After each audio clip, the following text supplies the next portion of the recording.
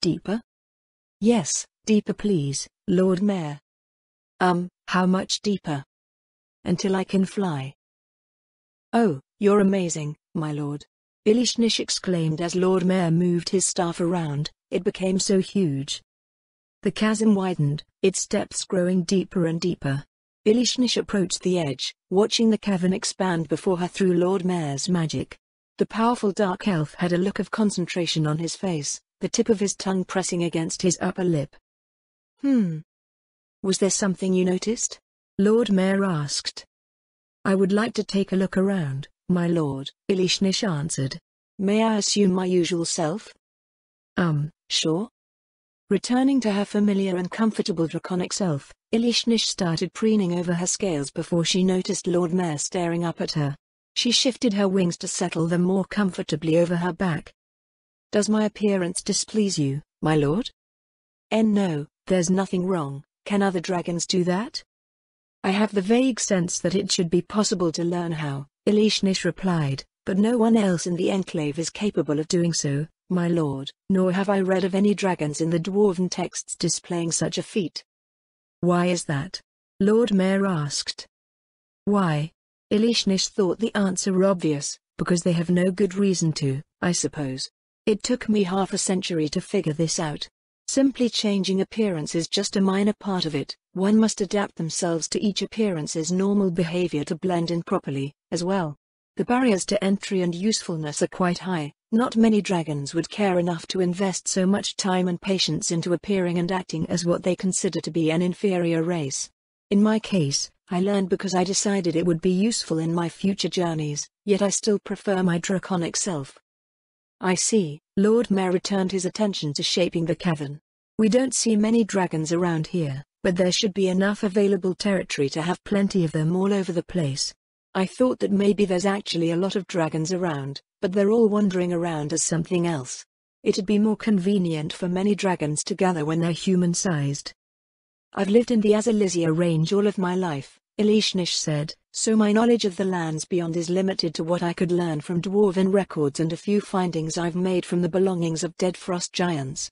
Maybe in some nice, advanced nation somewhere what you speak of might actually be the case, but it's nowhere near here if what I've learned so far is true. Dragons are considered little more than threatening monsters by the people in these human lands. Still, it's strange, Lord Mayor told her. Dragons are really strong compared to almost everything else around this place.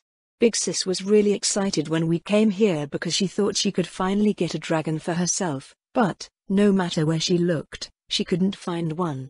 There must be some explanation as to why they're so rare. I can't think of anything besides something just getting rid of them all recently. The undefined specter of a threat so dire that it could wipe out the absent dragon population drifted up from the depths of Ilishnish's mind. She shivered involuntarily, scales rippling in a wave over her entire length. You're scaring me, my lord. Oh. Sorry, anyways, Lord Ines gave her hegemony, so she's pretty happy. But, what about my brother? Huh? What do you mean? He's a pet now, isn't he? Yes? I've heard that His Majesty desires prosperity and happiness for his subjects, Ilishnish said, but I don't think any dragon could be happy with Hegemil's arrangement. Why? Lord Mayor tilted his head curiously. Is there something wrong with having a pet? Big Sis has a lot of them. Having some pets wouldn't be so I mean, Hegemil is basically a slave now, isn't he? He has to do what Lady Aura wants, since he's her belonging now. Did he tell you that he was unhappy? Not in as many words, Ilishnish said, but he seems so unnaturally chipper now. Something must be wrong in his head. Maybe he really is just happy? Lord Mayor suggested. Ilishnish's sigh cast a frozen puff of air out over the ledge. Watching the crystals of frost drift down into the chasm, she struggled to comprehend Lord Mayor's words. We're not some sort of domesticated animal, Ilishnish told him. Not like those things that look like mutated wolves. I see them around the city and in the farms. Sometimes people walk them around on leashes or style their fur in absurd ways. Gophers. Dogs. Ilishnish blinked twice and looked down at Lord Mayor. Are you sure about that? She asked. I think so. He answered, Anyways, Big Sis takes good care of her pets. None of them look sad or lonely or anything like that. Plus you can get passive and active buffs from your master, depending on what classes they have. I can?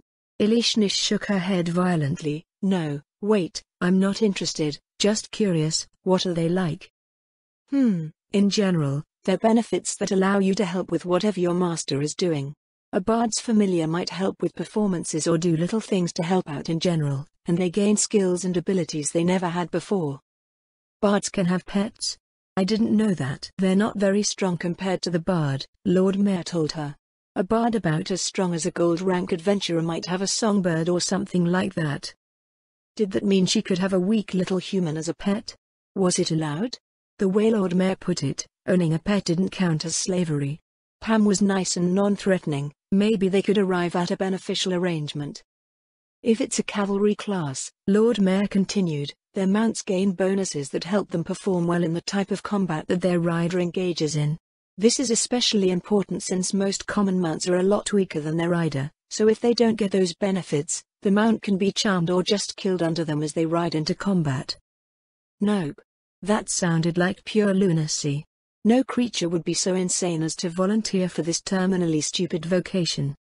What about Lady Aura? See, could it be that you still want to become her pet? No, but she looks impossibly strong. How can someone like Hedgenbull even help her? Well, not every pet has to be the fighting kind, Lord Mayor told her. Big Sis has a bunch for that already anyways, she just wanted a flying pet. I guess if she wanted to, she might be able to train him up so he can fight better. Her buffs are really strong across the board, so even a weaker pet can become a threat. I see, Elishnish nodded in understanding. So they trade their freedom for power. It isn't just about power, Lord Mayor corrected her. A pet is a close companion, and a good master will give them a lot of love and care. Love and care mean very little to my kind, Elishnish told him. Becoming more powerful is clearly the main benefit here. Lord Mayor stopped what he was doing, looking up at her with his big, watery eyes. My lord? I was just thinking that my own dragons act pretty differently from you. Elishnish's idly swishing tail stopped. She reviewed Lord Mayor's words several times before moving her head down closer to him. Why, you have pet dragons? She said in a low voice. Are there any fine gentlemen, perchance? If so, perhaps you could introduce me. At great risk of sounding desperate, I'm getting desperately desperate these days. Desperate? Lord Mayor tilted his head curiously. How should I put it? Elishnish said carefully. I am currently in season, and Lady Shiltir will not let me leave to find a mate. All of the dragons here are my brothers and half-brothers. I'm keeping myself together so far, but my mind and body are in a terrible mess. It's getting really bad now, so I think my time is almost up. You understand my predicament, yes? Elishnish's conversation with Lady Shiltir earlier in the day made her aware of how strangely she had been acting in the past weeks. Compared with the cool, calculating self of her memories, her life had become a tempest of emotions and impulses. Being conscious of her current irregular state helped, but doing something about it was still a monumental challenge. I don't think it will work, Lord Mayor said in apologetic tones. You're not the same type of dragon. I see, Elishnish sighed. Sorry. It's nothing you should need to apologize for, my lord. Elishnish dipped her head. As I mentioned, I'm in a bit of a mess right now. I'll just have to wait for it to pass. What happens if you don't find a mate? I don't know, Elishnish replied.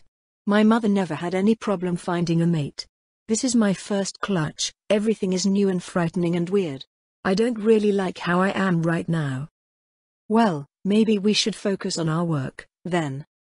Yes, maybe we should, Elishnish nodded. Thank you, my lord. During their discussion, Lord Mayor had continued to shape the stone, moving it around until he had opened an underground chasm roughly 3 kilometers long and 500 meters wide.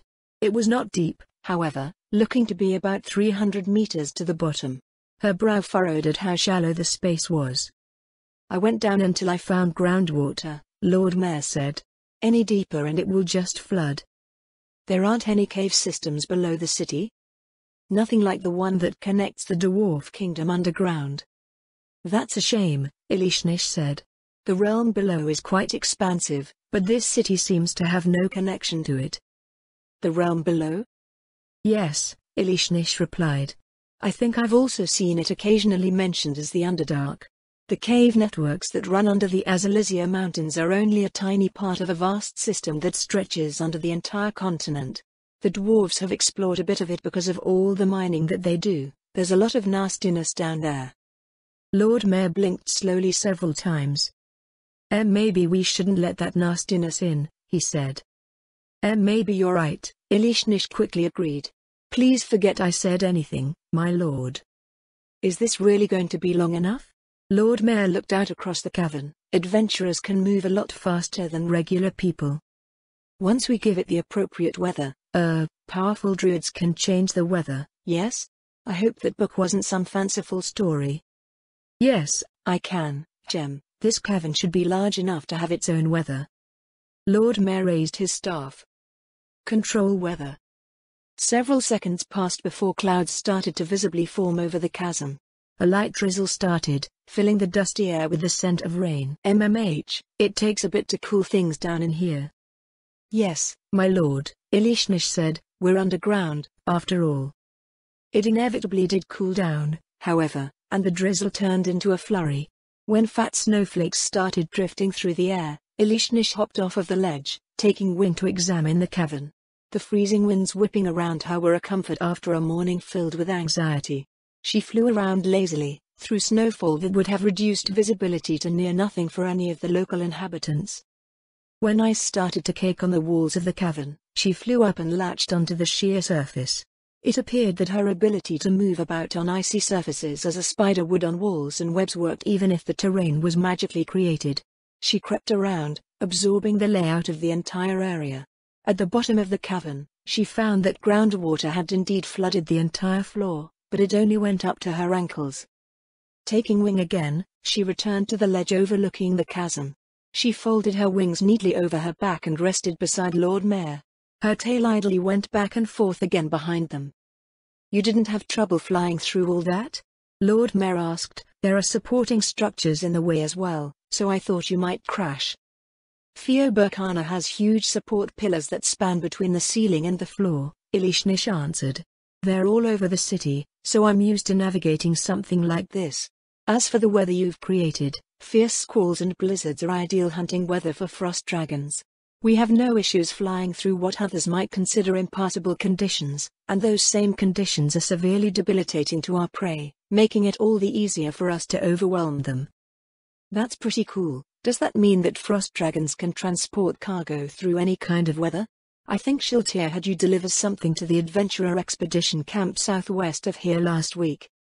If it's just violent winds and heavy snow or rain, even hail, it shouldn't matter to any of us. Being struck by lightning would be terrible, but we can just fly above that. Her brows slowly started to furrow as a shard of her memory threatened to pop the fragile bubble of her composure.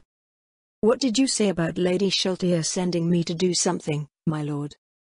I asked if Shiltir could deliver something from the city to the adventurer expedition camp, so I think she sent you? They're as bad as I thought. Her voice sunk into a moan. Huh? And Lady Shiltir, why did she do that? The moan became hysterical. I was so scared. I even told her I didn't want to go near any adventurers, but she sent me straight to them right after I said so. See, come to think of it, she did say something like that. Something like what? That you were super scared of adventurers for some reason, so she sent you out there to see if you had some sort of violent allergy to them. Does being hit by a sword count as a violent allergy? I don't think I've heard of an allergy like that before. Someone hit you with a sword? Yes. I walked up to drop everything off and a human screamed really loudly and hit me on the nose. They didn't even seem to care that it happened. It was like some sort of joke to them. They're uncivilized brutes, truly. I don't think they're trained to randomly attack new people they meet, never mind our own frost dragons. I'll have to do something about that. Please do, my lord, Ilishnish said. My life has been harrowing enough as it is. For a long while, they watched the snow fall together in silence, and Ilishnish basked in the peaceful sensation after she recovered from her unwelcome realization. As she gazed down to the chasm floor below, she was reminded of what she had observed there. Lord Mayor, Elishnish asked, would it be possible to make the bottom a bit deeper? I can, but why? To have something like a river, she replied, or a small lake. There are species in the Azalisia Mountains that may dwell underwater. Also, this is a survival exercise, so it is another feature that should be present. I assume that these adventurers will favor valleys with more hospitable conditions for their kind as they explore, so having bodies of water nearby will be a common occurrence. Lord Mayor hopped off of the ledge, and Elishnish followed after him. The dark elf slowed down to float over the water at the bottom. He flew back and forth a few times, looking this way and that. A river running all the way through might take up too much space, he said after Elishnish settled into the water beside him. How about something like this? He flew off, adjusting the terrain as he went. The cavern floor became a slope, with lengths along the lowest portions filled with water. Several small lakes were formed, with the largest of them in the center of the cavern. Elishnish slowly scanned the surroundings, imaging the wintry scene that could be portrayed with the right elements in place. I believe it will be suitably convincing once all of the details are added, my lord, Elishnish said. If the cavern ceiling is obscured by this weather, people of races not adapted to frozen climes will not be able to see through to it. All right, Lord Mayor replied. What about plants and terrain features? It should be conifers, fir, spruce and pine of various types, hardy shrubs and grasses, mainly. Lower elevations will see a broader selection, obviously. Also, I understand that we've just begun, but the terrain should also look more natural, rougher ground with stone and loose soil. Maybe some shallow caves where animals and small tribes shelter, too. Do you think a cave with a dragon in it might work, too? A cave with a dragon? Wait, by dragon you don't mean me, do you? Your place is being renovated, isn't it? Elishnish blinked away the tears that suddenly started to well up in her eyes. Lord Mayor was truly a good and dependable person. That's very considerate of you, my lord, she sniffed. I will take you up on your kind offer. He hiss, ho he. Huh? Themis looked up at the incomprehensible, yet desperate-sounding Mag. Eyes filled with tears, the rogue pushed her face forward, tongue nearly touching Themis' nose. Themis went cross-eyed trying to see what was wrong. Light cure wounds. The petite woman sighed in relief, tongue returning into her mouth. Her mouth worked silently for a moment. That hurt so much, she cried. I love you, Themis. Mag threw her arms wide, coming forward to embrace her. Themis braced herself. Just before the rogue reached her, however, she faltered and stopped. What? Themis asked. After what just happened, Mag answered, I figured that might not be such a good idea. What do you mean? Themis frowned. What even happened to you? Well, the fingers of my gauntlets were sticking together for some reason after warming them up by the fire just now. I don't get it. I didn't either. I thought maybe it was some kinda weird magical effect. Anyways, I started testing things out and my tongue somehow got stuck to my dagger somewhere along the way. What? I know, right? I panicked and yanked it off, but I didn't realize how stuck I was. It felt like half of my tongue came off. Mag's mouth worked again after her account as if testing to make sure that everything was actually there. By the looks of it, it wasn't that bad, but Themis knew better than to try and trivialize the suffering of others. Mag, she told her, we can't afford this. We can't? We can't. Themis told her, this place is a huge drain on mana. It gets so cold that Horton and I have to take turns casting cold protection spells to spread out mana usage. I didn't think it would turn out that badly, Mag said, maybe like ice cream, at worst. Themis sighed despite herself, and Mag slinked away. After completing their 2 odd weeks of familiarization with the expedition system, they had returned to the city and were told to prepare for acclimation training, which was touted to be as close to authentic to the conditions of the Azalisia Mountains as could currently be made. It was described as a winter-like environment, so they had prepared for what they thought would be suitable for a winter expedition. Unfortunately, winter around Rantel was short and cool, a period of rainy weather and soggy mats of dead leaves. The number of times that the citizens had seen snow falling on the city could be counted on one hand. Themis' first attempt, this was the second, had ended in utter disaster. The biting cold was more than just an issue of comfort.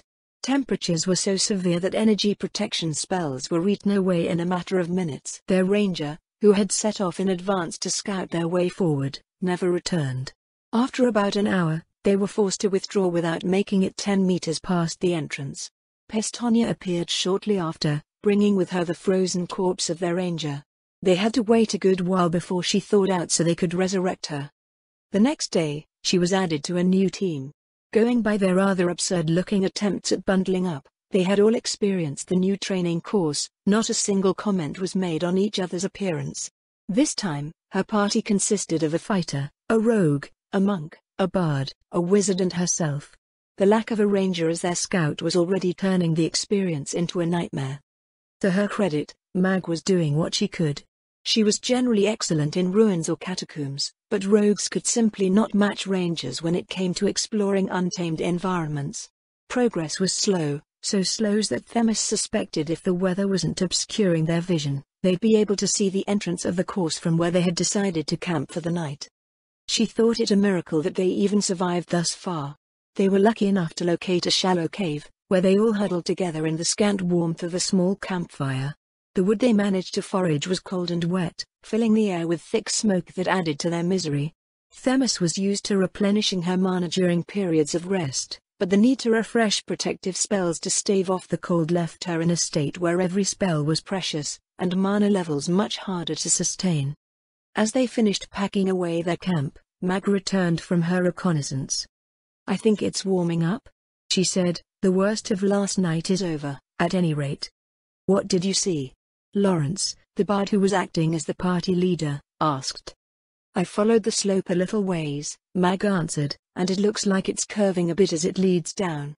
I didn't notice any animals, just more of this frozen hellscape." "That's a good thing," Horton said. "If we get into any rough fights, our mana is going to be in big trouble." "Let's stay conservative with that," Lawrence said. "Even if we do get into a fight, our mana is the only thing keeping us alive against the elements here." "You don't have a spell song for something like this?" Horton asked. "I sure as hell wish I did," Lawrence replied. "I'd be the most popular guy in the Adventurer Guild right about now." "I doubt we'll be able to find any cold resistance items in the city either," Neil, the fighter, said. "This whole thing is really making me rethink what's valuable and what isn't. I saved up 2 months' worth of points for this suit of enchanted dwarven plate mail, but it doesn't help me at all against cold weather." "Did they even have energy resistance items in the guild store?" Morris, the monk, asked. "No idea," Lawrence said.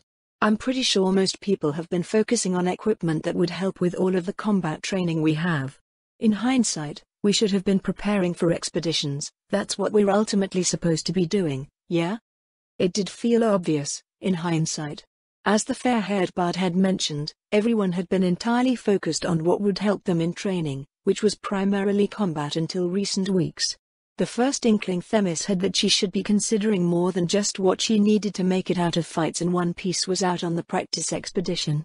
Even then, it amounted to matters of inconvenience rather than need.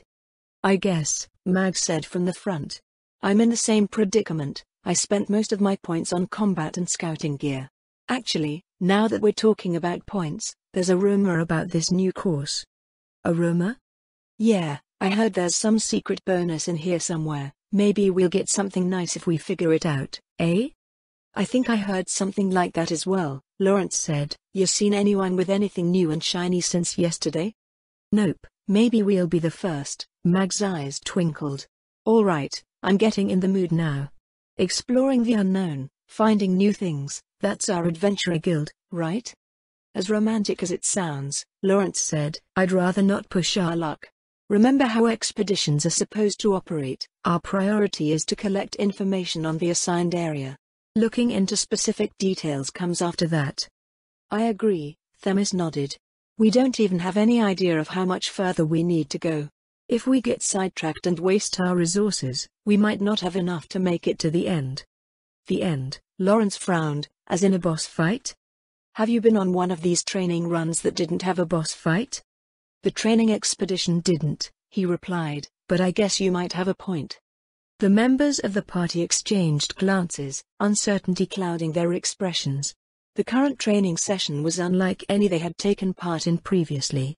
They were warned that it could take days, had to bring their supplies with them, and faced hazards that the training area did not have in its other sections. In addition, even if they had to fight something at the end, it didn't mean that the session would be considered a success. They still had to make it back out. It was more akin to their training expedition in the forest outside of the city. There was a lot of moving, camping and surveying. The only violent encounters that they had during the training expedition were when they disturbed the lairs of forest animals and monsters, the outcome of most being that the two sides disengaged after a brief confrontation. With this in mind, they carefully made their way forward, breaths misting in the frigid air. There were no traps, as far as they had seen, but the terrain was difficult enough. They trudged through waist-high snow and were assailed by howling winds that sent veils of icy crystals whipping over them. Anything beyond a few hundred meters turned into a grey murkidon behind the thick mist.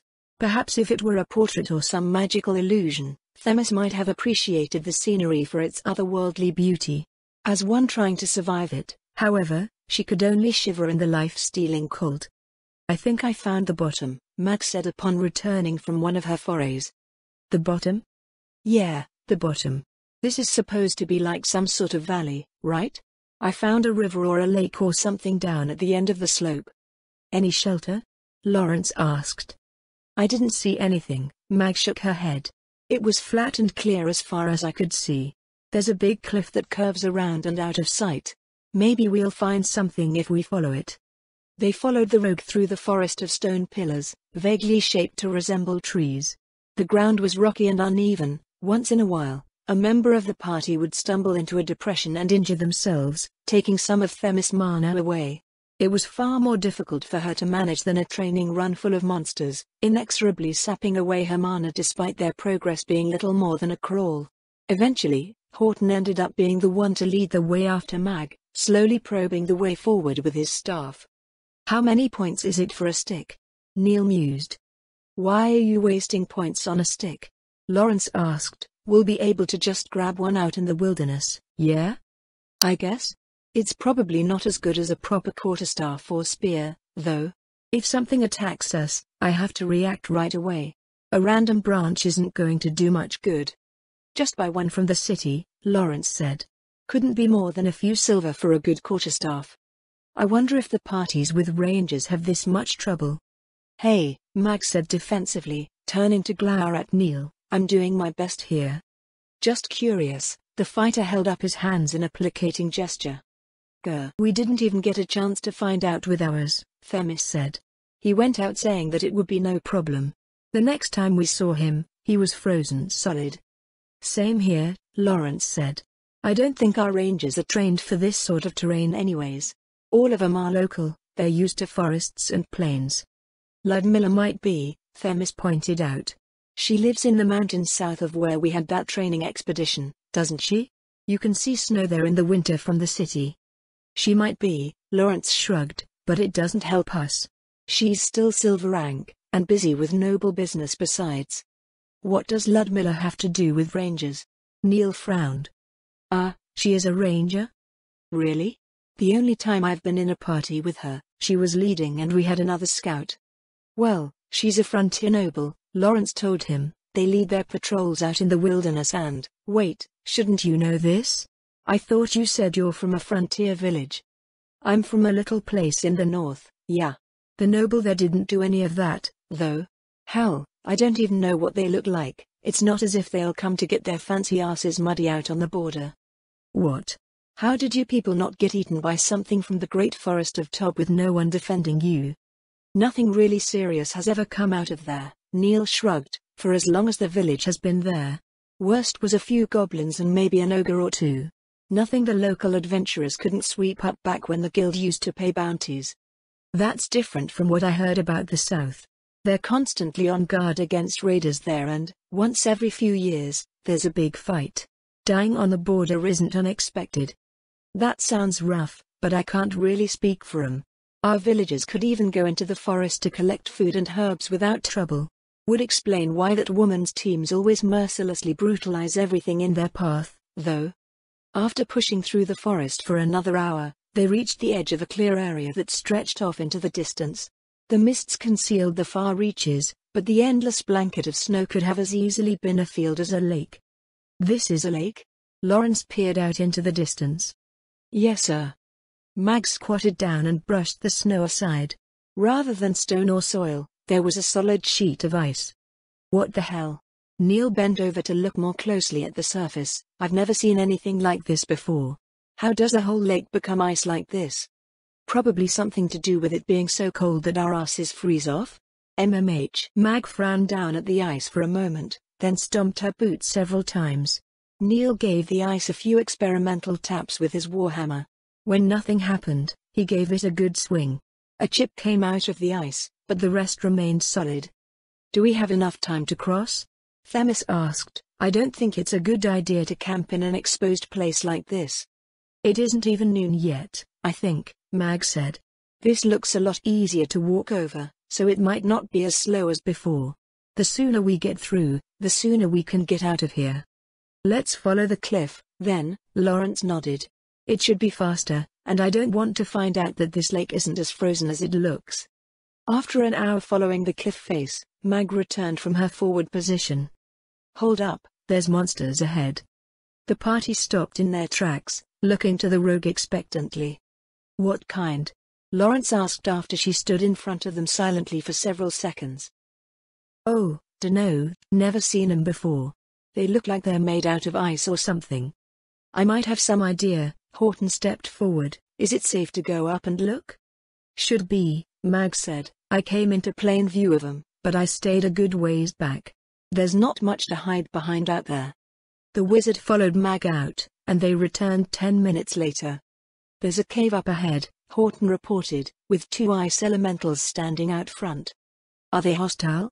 Lawrence asked. I don't know," Horton replied in a helpless tone. "It's not as if I could go up and ask." "How strong do you think they are, Mag?" "They're the strongest lumps of ice I've ever seen, the second being some ice cubes I had in a drink once." "Then, does anyone know how ice elementals fight?" "I've only ever read about them, but they're physical attackers, mainly," Horton told them. "Bludgeoning damage using their bodies. They have a charge attack like earth elementals, and their regular attacks have a cold attribute, the opposite of what fire elementals have. The cold protection enchantments that we have on us already will defend against it.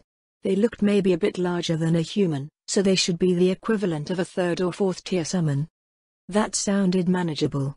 As a general rule, the summons of an individual were usually weaker than the tier of the spell that summoned them.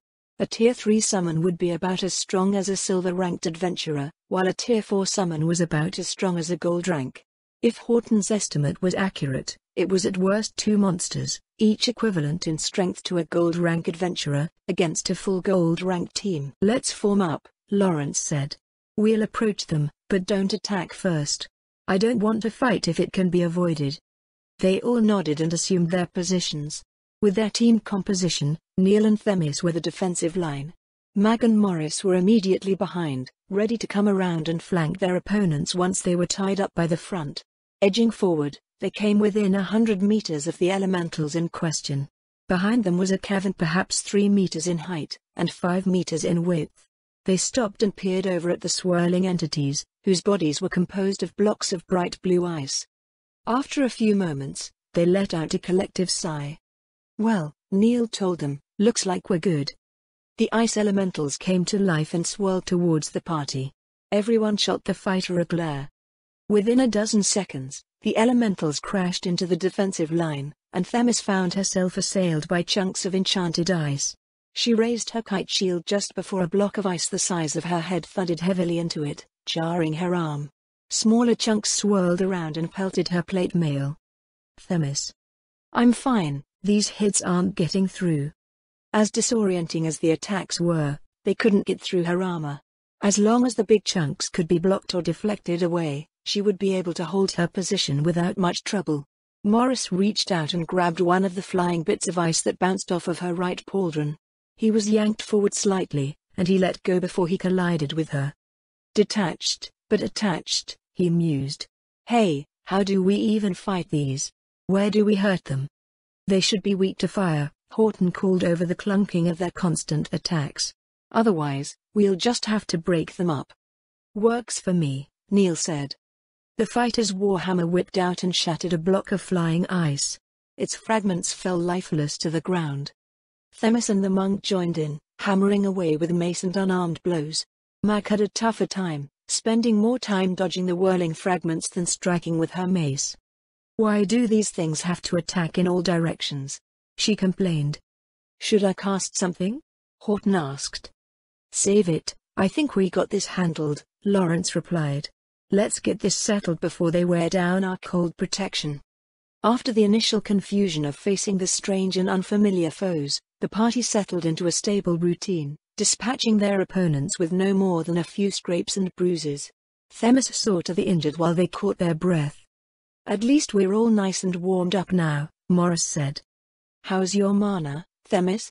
Lawrence asked. "I'm more behind than I'd like," she replied. "We should start looking for a place to camp." Themis' gaze went to the dark cavern, rimmed in ice. Her eyes followed the cliff face, which continued to slowly curve out of sight. "Mag?" Lawrence said. "On it." The rogue set off along the cliff, disappearing out of sight after a few minutes. The party huddled together just inside the lip of the cave, finding a place to hide from the wind. "Unless the opposite shore is nearby," Horton said, "I think we're going to have to use this cave." "Yeah," Lawrence agreed. "Even if we find the opposite shore, we still have to make sure the camp area is secure." "Is it even safe here?" Themis asked. "There might be more elementals inside." "I don't hear anything inside, at least." Lawrence peered into the darkness. "We'll send Mag in after she gets back." 30 minutes passed, and Mag returned to the party. "End of the lake is around the bend," she reported. "Should be enough time to check around while we make camp there." "What?" "Since it's pretty close to the shore," Lawrence said, "could you check out this cave before we move on?" Mag frowned over into the cave entrance. Icicles hung from the ceiling, giving the impression of a maw filled with teeth. Why?" "We should see what's inside, yeah? Exploration and all that." "Initial exploration is supposed to be mapping out the surface, isn't it?" Mag returned. "Caves and other things come after that." "That's true." "What about the bonus?" Neil reminded them of the discussion from earlier in the day, and everyone but Themis gemmed. "So we nab the bonus from the cave and move on?" Lawrence said. "If the bonus even exists," Horton said. "It's worth a look, I guess." "Okay," Mag frowned. "Whatever happens, it's not my fault, okay?" "Got a dark vision item?" "Yeah." Mag pulled her auburn hair over an ear, revealing a glittering obsidian stud before vanishing into the darkness of the cave. 10 minutes later, a near-splitting roar blasted out from the interior. Those waiting at the entrance cleared out onto the lake outside, and Mag skittered out shortly after. "This bonus sucks," she cried. "What?" Lawrence's question seemed a needless one. Whatever it was that was after Mag, none of them wanted any part of. "Run," she said, "run run run run whoa." The rogue lost her footing, falling onto her back and skidding by. The object she had been cradling flew out of her hands, rolling up against Themis' plated boot. She frowned down at the icy sphere. There was something encased inside. Her eyes grew wide as a sinuous white form passed under the stretch of ice cleared by Mag's long slide. A wave of primal fear washed over her, mind and body freezing in pure terror. All around her, the party was in the same state of paralysis. Oh gods! The surface cracked and exploded upwards beneath their feet, dumping everyone into the water. The last thing Themis saw was a pair of broad wings behind a long, scaled neck, rising out of the broken ice. Glowing, reptilian eyes glared down furiously upon them, and a jaw filled with dagger-sized teeth opened in their direction. Themis' head sank below the surface, and darkness accompanied her into the icy depths. Through the mirror of remote viewing, the proctors watched as an entire gold-ranked party was consigned to an icy fate. The frost dragon was not done, however. As she rose into the air and the adventurer's head dipped beneath the waves, the dragon blasted the surface of the water with her super-cooled breath. The lake instantly froze over again, sealing the adventurers beneath a thick layer of ice. She then went over and picked up her stolen egg, lowering her head to inspect it closely. That's, Pluton Einsack struggled to put his thoughts into words. Isn't this difficulty a bit extreme? He was still trying to come to grips with what had happened. Within 6 seconds, the party had been wiped out. Einsak had witnessed the fierce agility of griffins and the martial might of a war troll, but the frost dragon ambush left him with a chill that made him feel like he was standing on the other side of the mirror. It was the cold ruthlessness of a being that dominated the apex of the Azalisia range, delivering uncompromising death with swift and brutal efficiency. It was one thing to be overwhelmed by the incomprehensible might of the Sorcerer King and his servants, your sheer insignificance by comparison resigning you to a dull acceptance of an impossible-to-challenge reality. It was another thing entirely to firmly grasp everything that happened before one's eyes, understanding exactly how death would come to inexorably claim you. That was 6 gold ranks against a new copper rank, right? Aura replied with a mischievous grin. Einsak sent a reproachful look in Aura's direction. It was true that Shiva was now a copper-ranked adventurer, but that was due to a combination of her recent registration and the Adventurer Guild's stringent procedures for training and promotion. As Ishpan had so adamantly asserted, she was bound to quickly make her way up the ranks once she could be formally run through their curriculum. I don't believe that there were any losses, at least, Merman said from behind his desk, and it looks like Pestonia is already on the scene to make sure. No losses. Einsak looked up from his thoughts and saw that the powerful priestess had already arrived through a gate. She lifted the newly formed layer of ice with one hand and effortlessly tossed it aside. It must have weighed several tons. Shiva openly gaped at the shattered disk of ice for a moment before Pestonia said something to her that was unintelligible over the howling wind. The frost dragon nodded, transforming into her human appearance and diving into the water. Seconds later, the adventurers were ejected onto the ice, looking like so many stranded fish. Pestonia used healing magic to resuscitate them one by one, and Yuri Alpha came and brought them through the gate. The dragon and her egg vanished after the last adventurer was delivered, probably returned to her makeshift lair. What was that ambush even? Einsak asked. I've heard recountings and tales of adventurers fighting dragons, but it's generally a bit more fair. Moment chuckled. Indeed, those are the accounts that I've heard as well. Keep in mind, however, that these are the tales that people survived to tell. There are also many different types of dragons. Frost dragons are some of the weakest and least intelligent of dragonkind, but they make up for that with predatory cunning and their opportunistic nature. The longer they live, the more proficient they become at these methods of fighting. She didn't seem particularly stupid to me, Einsak replied. It varies by individual, of course, Merman told him, just like the majority of other races. An adult frost dragon should, on average, be the same as the average human in intelligence. As with all dragons, they become wiser, smarter and generally more powerful with age. Due to their awareness of being the weakest of their kind, you'll have individuals with far less of the predictable, self-assured pride that other types of dragons have. This makes them especially dangerous. What you may have learned to be an exploitable weakness of dragons might not be present at all. Did that mean that the only thing that kept these dragons from establishing a nation of their own was their feral nature? According to the stories brought back from the Dwarf Kingdom, the former lord of these dragons was doing exactly that. Another thought occurred to him. There aren't any more frost dragons in the Azalisia Mountains, right? Einsak asked. They all follow His Majesty now? I'd hate for us to run into one of them when the expedition is underway. That is unknown, Moman replied. The rivalry between the frost dragons and frost giants is an ancient one, with both races seeking to enslave members of the other. Our frost dragons mentioned that their kind was commonly enslaved by the frost giants. Seeing that the frost dragons had no frost giant slaves of their own, it's fairly clear who was winning that contest. Though it resulted in a couple of fatalities, His Majesty's actions probably saved the rest of the Frost Dragon Enclave from that eventual fate. But that leaves us to deal with those frost giants, Einsak frowned. Our members stood no chance against a single frost dragon. How can we be expected to deal with these giants? We'll be dodging boulders before we can even get close enough to talk to them. It's a secondary objective anyways, Mayor said. The main purpose of the expedition is to survey the route for the new highway. The focus for the training expedition was also narrowed down to related activities. The frost giants are just a bonus. A bonus? Einsak snorted, then he frowned. Wait, don't tell me that you're the source of that rumor. I might have said something where the members could hear me. Mayor avoided meeting his gaze. This kid, no, it would be a mistake to consider him as just another kid.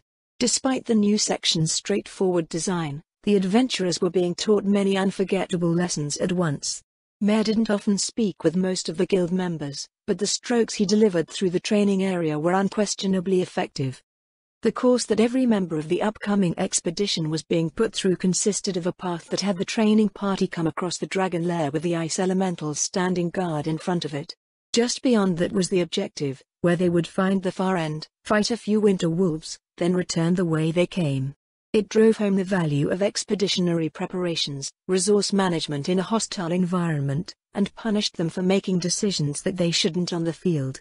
The bonus here was just as deadly as becoming sidetracked in the Azalisia range and running into frost giants, and it wasn't something that would soon be forgotten. A part of him wasn't sure whether it was due to Mare being eminently capable at his role as the training area manager, or if he was naturally as ruthless as his decisions seemed to suggest. Over time, Einzak had started to lean towards the latter. He used what could be used, and he did so with what might be considered perfect efficiency. He wondered if Shiva knew that she had also been co-opted into his planning. None of the junior adventurers had an inkling of this at all. Everyone had an overwhelmingly positive opinion of the soft-spoken and outwardly timid dark elf. Personally, Einzak thought Mare's willingness to unapologetically correct problematic behaviors was a boon overall. Better to suffer in training than face catastrophic failures on the field.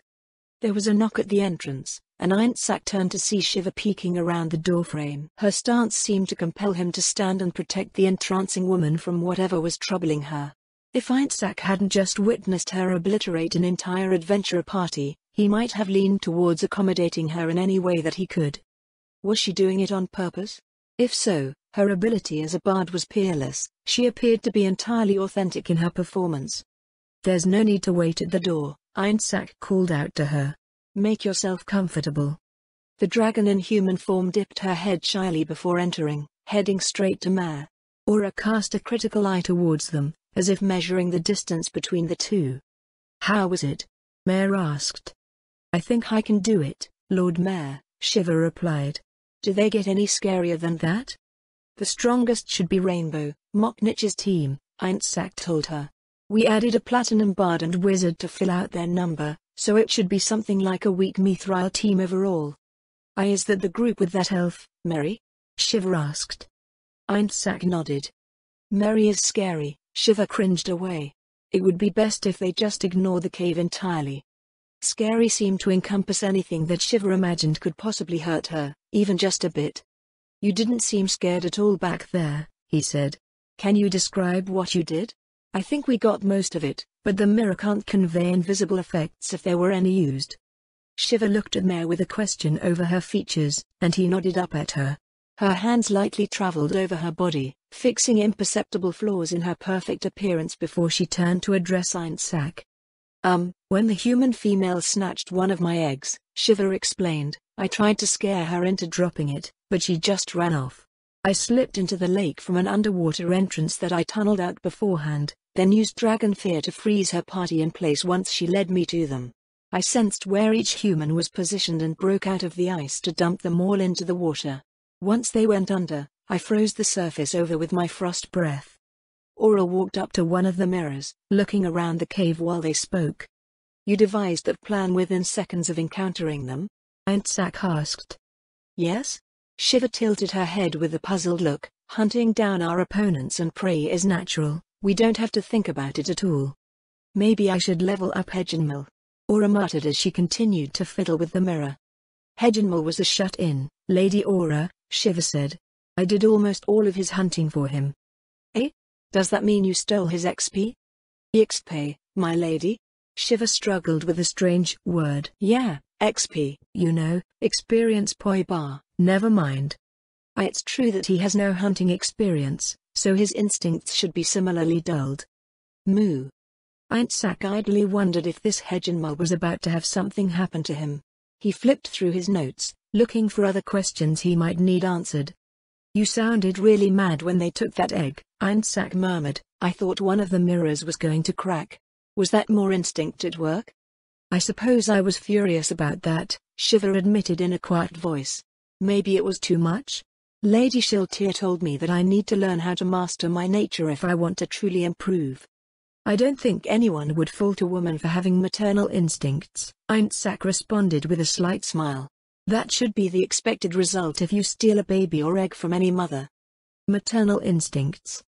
Hey, Aura interjected from the side, you have 5 eggs. Think I could have one? On the opposite end of the line of desks, Moman shifted in his seat. Was he about to admonish one of the Sorcerer King's servants? Shiva glanced around nervously, as everyone appeared to be reacting at once. That's, well, I should perhaps ask if Lord Mayor would like one of them first. Huh? Aura said, why does Mayor get one first? Shiva wordlessly stared at Aura, then a pretty blush appeared over her features. That's because. She brought her fingertips together lightly, averting her gaze. That's because Lord Mayor was the one who finally helped me with my eggs. What? Aura grabbed Mayor by the shoulders, shaking him violently. What have you done, Mayor? She all but shouted, you're only 77. I can't be an aunt at 77. Why do women keep happening to you? Aura switched her glare to Shiva, who visibly flinched and jumped back. You. When did this happen? After we finished making the training course, my lady, Shiva replied. I don't understand what's wrong. Mayor was suddenly released, and Aura pinched the bridge of her nose, taking a deep breath. Okay, she said. Tell me what happened after you two finished the training course. The flush over Shiva's neck and face started to rise again. Why are you blushing? Because it's embarrassing, Shiva cried. What would you do if people demanded to know about your first time? Be big sis. Mayor looked over at Aura with wide eyes. I don't have one, Aura snapped. So, what happened? Moman stepped in. Lord Mayor fashioned the cave for me. Shiva glanced up at the Dark Warrior cautiously, and the conditions were nice enough in the training course that I could finally lay my eggs. And that's all he did? Well, my lord was very kind to me. A warm smile grew over her face. He made me feel safe and comfortable, and it wasn't as painful as I had feared it would be. I was finally able to relax, and it just happened overnight. A frown appeared on Aura's face again. Just to be clear, Moman asked, who is the father? The father? Shiva's shoulders slumped sadly. There is no father, I was too late. That so? Aura breathed a sigh of relief. I thought Mayor was going to be a father. Eh? Shiva blinked. Was that an option? What have I been doing all this tea? Okay, Aura told her. You just forget about that right now and never think about it again. Wait, Aunt Sack said. Why were you so angry when Mag took that egg, then? Because they're valuable. Shiva replied. Lady Shiltir mentioned something about nobles paying for them when we first met, so I figured I could sell them to the highest bidder after the training sessions were done. Dragons react poorly to having their valuables stolen, you know. But they're your eggs. I never found a mate. Her voice seemed to shrug. So they're just eggs. Also, you mentioned maternal instincts. Frost dragons don't have them. Why you don't? Not in the same sense by which you mortals care for your young. So you don't take care of your hatchlings at all? Of course not. Shiva hid a smile behind her hand, but her amused expression spilt around it. We normally lay our eggs wherever we think plenty of food will be available. Trying to take care of them personally, well, that would be a nightmare. I clearly remember when I was a wormling, I would kill whatever I thought I could eat, then kill stronger things for fun. It was a good thing my parents moved into Fioburkana. Without so many Quagga around, I might have just eaten Hegenmal instead. Shiva lowered her hand, revealing a bright and beautiful smile. Her icy turquoise eyes shone as if she were recalling some fond childhood memory. Actually, she said, I did take a chunk out of Torungilat's tail once. He went screaming to his mother, and she just slapped him straight over the castle wall for not acting his age. Mother and father were so proud of me. That's when they started paying attention to my upbringing, I think. Einsak felt the need to reorganize his thoughts about the outwardly alluring young frost dragon. His old colleagues would often complain about how terrible their children were at a certain age, but he was reasonably certain that it was nothing like this. Looking at her beaming face, he decided that he would need to wrap his head around what it truly meant to have so many different races with different values living in the Sorcerer's Kingdom. The depth behind the Sorcerer King's intent grew unfathomable, and he did not envy those who had to figure out how to integrate so many into one society. So you do have familial instincts, Aura said. They're just focused on having strong kids. Yes, I suppose so, my lady, Shiva replied. Rather than mortals who seem to so often shelter their children from the dangers of the world, we try to ensure that our offspring are armed with the weapons to face them. Usually, for every 5 or 6 clutches of eggs, perhaps a single wormling will be strong and cunning enough to survive to adulthood.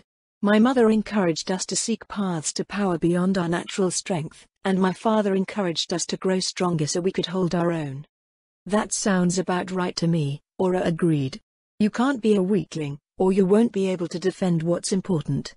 I'm so glad we could finally find some common ground, my lady. Shiva brought her hands together in a pleased gesture. I truly look forward to working together with you. Aura nodded and smiled back. But I'm still gonna skin you if you try anything funny with my brother. The dancer. The glow of warm lighting accents a swirl of gossamer silks. Within, a sumptuous figure enthralls assembled patrons, clients gathered around an exclusive stage. They can only watch, enraptured by a vision of ephemeral grace. In the haze of a tavern, on a wooden festival platform, under exquisite frescoes over marbled ballroom floors, the dancer reigns over her audience. When she finally releases them from her enchanting embrace, dreams and longing follow in her wake. Much like its core class of bard, the dancer exists in many forms throughout the races and cultures of the world. Dancers have turned their body into an instrument in its own right, capable of masterfully rendering bardic spellsong in basic and advanced form. The path to this mastery, however, is long and arduous, something few truly achieve, though dancers with various levels of expertise will easily attract patrons wherever they go. The vast majority of dancers, like bards, make their living in civilian vocations. These dancers focus on entertainment, finding a place in venues for every walk of life. In addition, these performers may gain great fame, becoming icons of the fine arts in the lens of high society and popular culture alike. They are the focus of adoration and desire, as often pursued for their charisma and beauty as for their artistic talent, though most have difficulty discerning where one ends and the other begins. Very rarely, dancers may engage in martial pursuits, though this path is strewn with hazards. Many may equate the athleticism and grace of a dancer to martial potency, but both survivability and proficiency in combat are rarely in an artist's grasp or interest when they initially pursue their careers. Dancers forego shields and even light armor to maintain the effectiveness of their form, as well as all but the simplest of armament. As such, dancers who engage in battle tend to be found amongst races who at least possess potent natural weapons and durable bodies. Those without them, like humans, elves or goblins, may find use in specialized equipment such as floating swords or other weaponry that allows one to maintain distance from sources of bodily harm. In combat, dancers possess agility and maneuverability equal to those of monks, often also demonstrating similar unarmed technique. Like monks, dancers have stances, though unlike the stances of monks, which purely confer combat benefits, the stances of dancers are artistic forms that allow them to also render spellsong. In place of key attacks or martial arts, they have dances, sequences of movement imbued with bardic power that can unleash various effects for themselves, against their targets or over their surroundings. A master dancer who has made her home on the battlefield is a force to be reckoned with, a singular point of devastating beauty and exquisite grace, weaving their art over a deadly stage.